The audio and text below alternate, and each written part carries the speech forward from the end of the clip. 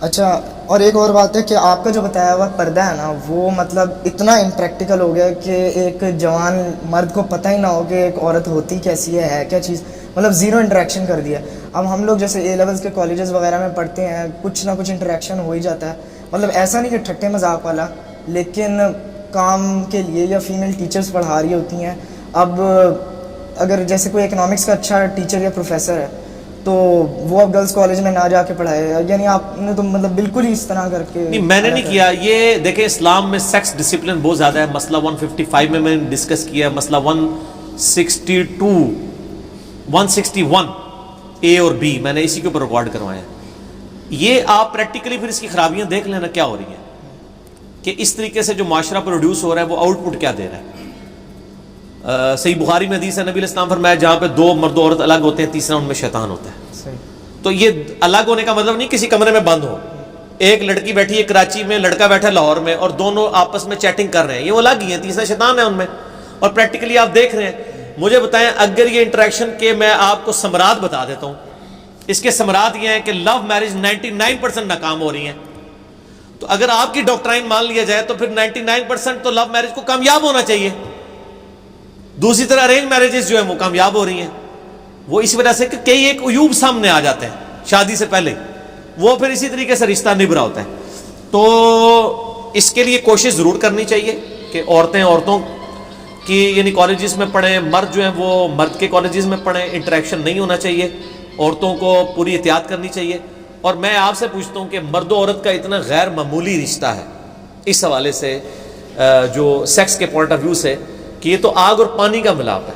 یہ کسی بھی نوجوان لڑکے سے اور لڑکی سے آپ پوچھ سکتے ہیں، وہ خود اپنے دل سے پوچھے کہ اس طرح کے معاملات سے کیا ہو رہا ہے.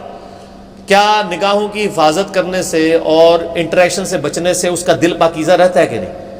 اسی سے ہی پاکیزہ رہتا ہے، انٹریکشن سے تو پاکیزہ رہ ہی نہیں سکتا.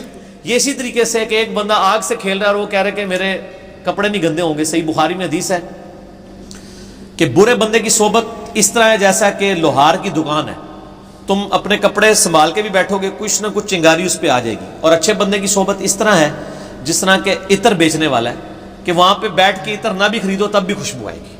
وہ جو میاں محمد صاحب کا بھی شعر ہے، چنگے بندے دی صحبت یارو جیویں دکان تارا، سودا پاویں مل نہ لئیے ہلے آن ہزاراں.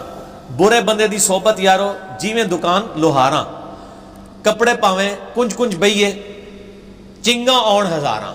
یہ اسی حدیث کی انہوں نے ٹرانسلیشن کی ہے. تو پریکٹیکلی تو ہم یہ دیکھ رہے ہیں بیڑا غرق ہوا ہے، آپ کے سامنے ہے جو کچھ ہو رہا ہے. صحیح. آپ کو ایک دفعہ اما عائشہ کی آپ نے ایک دفعہ خود ہی ایک کہا تھا کہ یہ جو دلیل پیش کرتے ہیں کہ ان کا صحابہ کے ساتھ انٹریکشن تھا تو انہوں نے کہا کہ وہ تو ماں لگتی ہیں، لیکن اگر وہ ماں لگتی ہیں تو پھر ان کو پردے کا حکم اور اپنی آواز ذرا مغرور لہجے میں رکھنے کا کیوں حکم دیا گیا؟ ہاں، میں نے یہ بات صرف اتنی نہیں کی تھی کہ وہ ماں لگتی ہیں، میں نے اس میں یہ بھی بتایا تھا اگرچہ ماں تو لگتی ہیں لیکن پردہ ہے امت سے، اس لیے کہ وہ ماں حکمی ہے، وہ ماں ہے والدہ نہیں ہے. ٹھیک ہے نا؟ ان کی جو حرمت ہے وہ حکمی ہے، حقیقی نہیں ہے. اللہ کے حکم کی وجہ سے حرمت بنی ہے. آپ کی اپنی ماں کے ساتھ جو حرمت ہے وہ حقیقی حرمت ہے کہ آپ اس کے ساتھ نکاح نہیں کر سکتے. لیکن جو سیدہ عائشہ یا امہات المومنین کے ساتھ آپ کی امتیوں کی حرمت ہے وہ تو حضرت حفصہ جو ہیں وہ عبداللہ بن عمر کی بھی ماں لگتی ہیں، حالانکہ وہ بہن ہے. ٹھیک ہے، تو ماں اور بہن بیک وقت کیسے کٹھی ہوگی؟ وہ حکمی طور پہ. اور حکمی معاملہ یہ ہے، پردہ اسی لیے رکھا گیا کہ وہ حکمی تھا. اللہ کو بھی پتا ہے کہ صرف میرے حکم دینے سے سیکس ایڈریس نہیں ہو جائے گا. اسی لیے قرآن میں سورۃ الاحزاب میں آیا کہ بات اتنی لجاجت سے نہ کرو کہ کسی کے دل کا روگ جو ہے وہ، یہ تو میری دلیل ہے کہ امہات المومنین جس کو آپ نبی کی بیوی بھی مان رہے ہو اتنے درجے پہ فائز کیا ہوا ہے. آپ تو اپنے ٹیچر کی بیوی کو بھی بڑا درجہ دو گے نا، اور ایک شخص اب نبی کے بیوی کو کتنا درجہ معاملہ دے رہا ہوگا، ادھر بھی اللہ تعالیٰ کہہ رہا ہے خطرہ ہے. تو یہ تو میری دلیل ہے جو میں پہلے کہہ رہا تھا کہ میں جو سخت پردہ بتاتا ہوں وہ فٹ ان بیٹھتا ہے قرآن کے اندر. اگر امہات المومنین کے معاملے میں خطرہ ہے جدھر آپ ماں کی نظر سے دیکھ رہے ہیں اور ایک بزرگی بھی ہے کہ یہ میرے نبی کی بیوی ہے، وہاں بھی خطرہ موجود ہے، تو یہ عام لڑکیوں والا تو انٹریکشن میں تو بہت زیادہ خطرہ موجود ہے. تو باقی حضرت عائشہ کے پاس میں نے اسی میں بتایا تھا کہ ان کے پاس کچھ علوم ایسے تھے جو وہی سکھا سکتی تھی. آج کوئی ایسا علم نہیں ہے جو آپ نے کسی عورت سے جا کے سیکھنا ہے.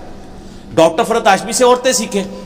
مجھے بتائیں ڈاکٹر فرحت ہاشمی نے کون سی قرآن کی ایسی تفسیر بیان کر دی ہے کہ جو اس سے بہتر انداز میں مولانا مودودی نے تفہیم القرآن میں نہ لکھی ہو، یا ڈاکٹر اسرار صاحب نے بیان القرآن میں بیان نہ کی ہو, تو ہمارے پاس الٹرنیٹو موجود ہے, ضرورت ہی کوئی نہیں. اما عائشہ تو وہ چیزیں روایت کر رہی تھی جو صرف نبی علیہ السلام کی آئلی زندگی صرف انہی سے ٹرانسفر ہو رہی تھی, اور وہ بھی پردے میں کرتی تھی. اما عائشہ کی دلیل دے کے آپ آج کی کسی عورت سے تعلیم حاصل نہیں کر سکتے. اس کے بعد مثال دیں نا, اما عائشہ کی تو مثال سارے دیتے ہیں. مجھے کو 5-6 تبع تابعین کے نام بتائیں عورتوں کے, اور اس کے بعد کو 5-6 تبع تابعین عورتوں کے جو صحابہ کی استاد ہوں. عائشہ رضی اللہ تعالیٰ پہ آ کے قلم ٹوٹ جاتا ہے, اس کے بعد سارے مرد ہی روایت کر رہے ہوتے ہیں.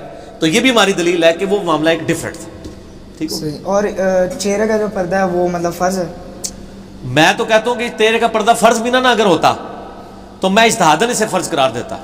جس طرح کہ صحیح بخاری میں حدیث ہے کہ اما عائشہ کہتی ہیں کہ نبی علیہ السلام اگر آج کے عورتوں کی حالت دیکھ لیتے تو ان کو مسجد میں جانے سے روک دیتے. مزاج رسول یہ ہے صلی اللہ علیہ وسلم, اور میں نے روک دیا.